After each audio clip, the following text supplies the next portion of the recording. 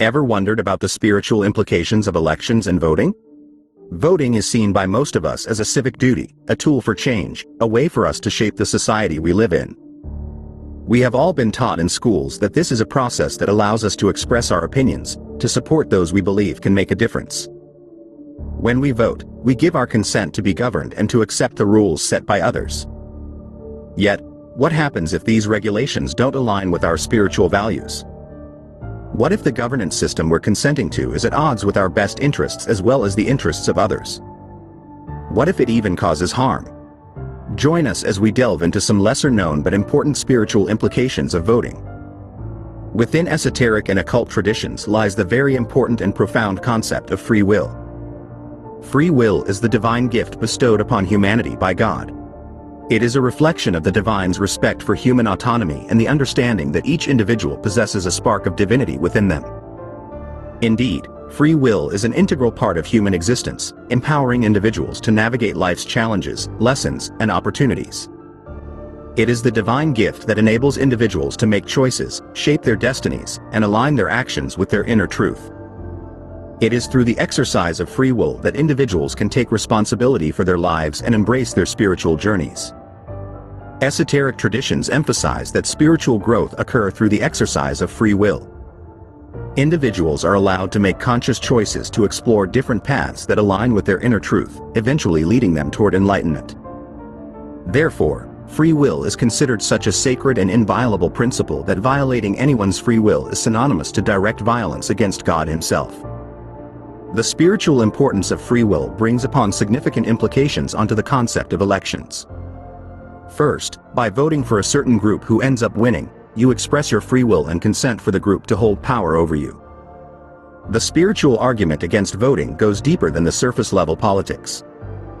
It's about the spiritual consequences of this consent. By casting your vote, you're not just choosing a candidate, you're enabling potentially unjust laws to be imposed upon you. You're saying yes to a group of people that might be working against you and your spiritual growth. After you have agreed to be governed by a certain body, you will be bound by its stipulations and can no longer reject them. This can include unfair tax laws, unequal treatment, and hidden abuses. Next, the act of even participating in the system through voting represents a nod of approval towards the system in place. But what if the system is flawed? What if the system is steeped in inequality and injustice? By placing a vote, you are endorsing the validity of such a system, with karmic consequences. By consenting to a possibly flawed system, we reduce the karmic consequences that those in power bear as well as share in their karmic debt. Ultimately, those who have reached a certain level of spiritual consciousness should not submit to entities of a lower consciousness. This includes politicians who might be operating from a place of self-interest rather than universal love and unity. Nonetheless, there can be a spiritual argument made for participating in elections and voting.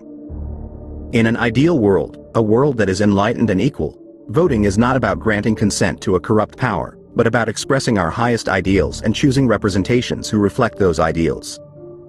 In such a system, voting becomes a form of spiritual expression, a way of participating in the collective consciousness. It's about taking responsibility for the world we live in, for the kind of world we want to create. The key here is the nature of the system itself.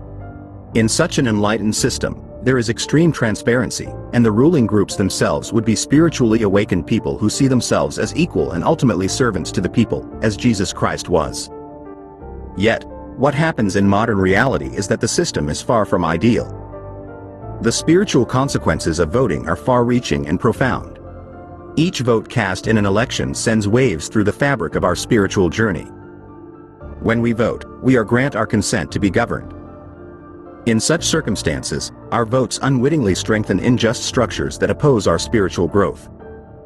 When we consent to such a system, we not only allow, but also empower, unjust laws to be imposed upon us. And we do this of our own free will. By doing so, we reduce the karmic consequences for those imposing these laws. But what if we elevated our consciousness? What if we started viewing elections not as a civic duty, but as a spiritual decision?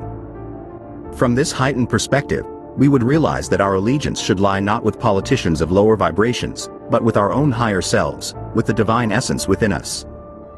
Yes, A case can indeed be made for voting in systems enlightened, equal, and based on the concept of first amongst equals. But until we find ourselves in such a system, each vote calls for conscious decision-making and discernment. So, as we navigate our spiritual path, the act of voting becomes a crucial consideration, one that requires deep introspection and discernment.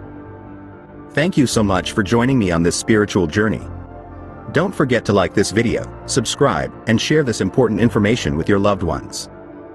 See you soon for the next spirituality mini-series.